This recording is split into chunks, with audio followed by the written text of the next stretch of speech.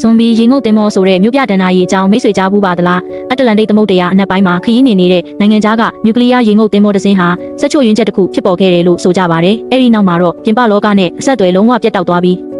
ဝိညာဉ်တင်မောတစ်စင်းလိုပဲအစအနမကျန်အောင်ပျောက်ကွယ်သွားခဲ့ပါတယ်။ဆယ်စုနှစ်တစ်ခုကျော်ကြာပြီးတဲ့နောက်မှာတော့အမေရိကတိုက်ရဲ့စိတ်ကမ်းတစ်ခုမှာတန်ချေးတွေတက်နေတဲ့ဒီရေငုတ်တင်မောကြီးဟာရေမျက်နှာပြင်ပေါ်ပြန်ပေါ်လာတာကိုလူတွေတွေ့လိုက်ကြရပါတယ်။တာဝန်ရှိသူတွေတင်မောတကားကိုဖွင့်လိုက်တဲ့အချိန်မှာပဲပုတ်စော်နန်းလိုက်နေတဲ့အနံ့ဆိုးတွေကစီးကြုံနေခဲ့ပါတယ်။ပိုပြီးထိတ်လန့်စရာကောင်းတာကတော့တင်မောပေါ်ကလူတွေအားလုံးဟာဇွန်ဘီတွေဖြစ်ကုန်ကြတာပါပဲ။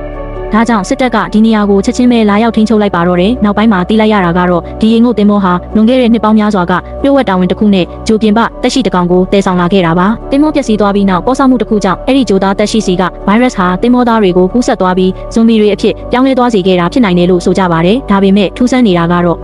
အဲ့ဒီရေငုတ်တင်မောထဲမှာဘလို့ဂျိုပြင်ပတက်ရှိကိုမှရှာမတွေ့ခဲ့တာပါပဲ။